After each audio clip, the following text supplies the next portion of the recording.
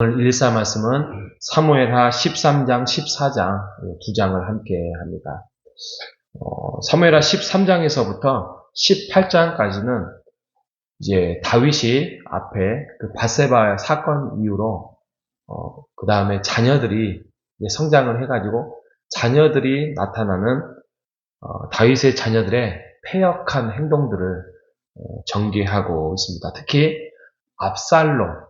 압살롬에 대해서 패역한 행동을 지금 초점을 맞춰서 전개하고 있습니다. 먼저는 우리가 알아야 될 게 뭐냐면 다윗이 많은 여인들, 많은 아내들을 통하여서 자녀들을 낳았습니다. 먼저는 첫 번째 낳은 아들이 암논이라는 사람입니다. 아히노암이라는 여인을 통하여서 암논이라는 첫째 아들을 낳았고, 그다음에 둘째 아들은 별로 그렇게 드러나지는 않습니다. 길르압이라는 아들이죠. 그 다음에 세 번째 아들이 압살롬, 마아가라는 구술의 이방 나라의 여인을 통하여서 납니다. 그리고 딸을 하나 더 낳죠. 다말이라는 여인을 여자를 납니다. 그 외에도 뭐 아도니아, 뭐 스바디아, 이드르, 뭐 소밥, 나단, 그리고 솔로몬. 이때 이제 솔로몬이 어떻게 보면 한 아들로 말하면 한 7, 8번째쯤 됩니다. 그러니까 왕이 될 수 있는 상황이 아니지요. 아닌데 이때 뭐 솔로몬, 나단, 소밥 이런 아이들이 그 밧세바를 통하여서 아기가 되는 겁니다. 그 외에도 한 10명 더 있습니다. 그러니까 엄마는 한 10명 되고요. 아이들은 뭐 지금 나와 있는 것만으로도 한 20명 되죠. 그러니까 얼마나 혼란스럽습니까? 성경에는 침묵하고 있지만 한번 곰곰이 생각을 해보면 왜 이렇게 많은 여인들을 다윗은 두었는데 하나님께서 일부 일처제 아닌가? 일부 다처제인가? 뭐 이렇게 그 당시에 시대적인 상황은 왜 그것을 이렇게 암묵적으로 침묵하고 있는가? 뭐 이렇게 우리가 생각해 볼 수 있습니다. 그럼 하나님이 그거를 그 당시에는 허락을 했고 지금은 안 된다는 말인가? 우리가 이렇게 생각해 볼 수 있잖아요. 그러니까 하나님이 일부 일처제를 허락하신 것은 맞습니다. 일부 일처제는 허락했죠. 왜냐하면 하나님께서 창조를 하고 난 다음에 아담과 하와를 짓지 아담과 여인 5명을 지었다. 이렇게 말하지 않습니다. 그래서 하나님은 일부 일처. 창세기부터 아담과 하와를 지어서 그것으로 해서 심이 좋았더라. 심이 아름다웠다. 심이 보기 좋았다. 이렇게 말씀을 하고 있습니다. 그런데 시대가 흘러가면서 하나님의 백성이라고 하더라도 그 시대적인 상황과 전통에 잘못된 어떤 문화, 이방 나라의 이런 거에 다윗조차도 이렇게 넘어가는 거죠. 그러면 왜 하나님께서 이것을 내버려 두느냐? 그냥 성경은 그 부분에 대해서 침묵을 하고 있는 거예요. 성경의 기록은 구속사, 하나님의 나라가 예수 그리스도를 통해서 어떻게 백성들을, 자녀들을 부르시는가 해서 구원사적으로 기록을 하기 때문에 침묵을 하고 있는 것이지, 그걸 하나님께서 그냥 인정했다. 이렇게 생각해야 하시면 안 됩니다. 이제 보시면, 다윗도, 나중에 솔로몬도 1000명의 여인들을 거느리다가, 거의 어려움에 처한 상황들을 이제 우리가 잘 보고 있지만, 다윗도 이러한 여인들을 통하여서 자녀들을 이렇게 낳다 보니까 자녀들이 어떻게 보면은 이복 형제들이잖아요. 그러니까 갈등이 이루 말할 수 없습니다. 예를 들어서 오늘 사건의 13장에 가면 그 첫 번째 아들인 암논이라는 아들이 마아가라는 여인을 통해서 낳은 다말이라는 어떻게 보면 이복 동생이죠. 아버지가 같은. 그런데 다말을 흠모하고 사랑하게 됩니다. 사랑을 해서 막 같이 살고 싶고 이런 상황에 놓여 있는 거죠. 이게 지금 우리나라 지금 현재의 법에는 허용될 수 없는 것인데 그 당시에는 그런 것들이 그냥 이렇게 허용이 되고 있었습니다. 그러다가 계략과 계책으로 인해서 이 암논이 다말을 어떻게 보면 강간을 하게 돼요. 그렇게 하지 마라.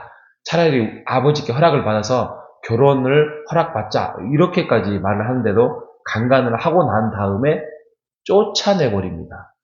그 사랑의 감정이 식어버렸는가 쫓아내버리는 그런 어처구니 없는 사건이 벌어졌죠. 그로부터 압살롬이 보면 이제 오빠죠. 친오빠. 압살롬이 그걸 보고 분노를 하죠. 분노를 하고 있다가 2년 후에 이 암논 형을 죽여버립니다. 난리가 아니죠.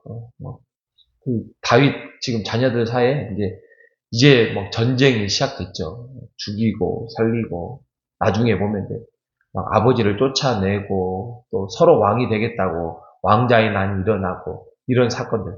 그런데 참 이게 안타까운 게 뭐냐면 다윗이 이것을 가지고 뭐 분노를 하고 경노를 하고 이런 내용은 있지만 그거에 대해서 정확하게 진단과 처방을 내리지 못합니다.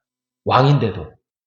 물론 자녀를 향한 안타까운 그런 뭐 사랑의 그런 마음일 수도 있지만 다윗이 과거에 젊은 날에 행했던 행동에 대해서 자녀들도 알았겠죠. 왜? 엄마들이 많은데 자녀들도 많은데 그런데 과거에 밧세바 우리아의 아내 밧세바를 취해서 그런 사건을 일으킨 거에 대해서 다윗은 침묵을 할 수밖에 없습니다. 공정하게 행할 수 없습니다. 왜냐하면 그 일들이 다 자신의 잘못으로 인해서 하나님이 내리는 징계였기 때문입니다. 아무튼 이러한 사무엘하 13장과 14장에 가면 이렇게 혼란한 자녀들의 자라남과 또 다윗의 분별력 없는 이런 행동으로 인해서 점점 다윗의 가정은 무너지기 시작을 합니다. 뭐 그런 압살롬에 대한 그 행동에 대해서 불의하고 옳지 않은 것에 대해서 다윗은 분노하지만 또 압살롬만큼 많이 사랑했던 자녀가 아니었겠는가 성경은 잘 말하고 있습니다. 그래서 압살롬이 어떻게든지 다시 한번 쫓겨났다가 다시 돌아오기를 바라는 마음으로 여러 가지 계략과 어떤 요압을 통하여서 책략을 꾸미기 시작을 합니다. 그래서 돌아오긴 합니다. 하지만 이런 것들이 아주 매끄럽게 진행이 되지 않다 보니까 지금 13장과 14장 또 앞으로 15장을 쭉 가다 보면 복잡한 일들이 많이 생기는 이런 가정사를 잘 볼 수 있습니다. 우리가 오늘 말씀을 통해서 뭐 이 부분만 딱 떼가지고 우리가 생각해 볼 수는 없지만 오늘 13장과 14장을 보면 우리가 머물러 있으면 우리의 지혜와 분별력은 흐려진다는 것입니다. 우리가 그 죄를 제거할 수 있는 방법, 예수 앞에, 하나님 앞에 회개하고 내려놓는 방법, 그리고 용서를 구하는 방법. 그래서 털어버려야 됩니다. 우리가 하나님 안에서 죄와 함께 살 수 없습니다. 다윗이 이것으로 인해서 물론 하나님께 용서를 구하지만 용서를 해주시지만 너무나도 큰 죄다 보니까 그 부분을 해결하지 못하고 그 가정 안에서 계속적으로 전쟁과 다툼과 싸움 속에서 이루어지고 있습니다. 예수 안에서 죄를 털고 회개하고 용서받는 마음으로 이번 한 주도 우리가 살아가는 우리 모두가 되시기를 주님의 이름으로 축복합니다. 하나님 감사합니다. 이 땅에서 가장 힘든 것은 주님과 함께 살아가는 것이고, 또 살아가면서 그 죄가 우리를 도사리고 우리를 불편하게 하고 하나님과의 관계를 멀리하는 것임을 우리가 고백해 봅니다.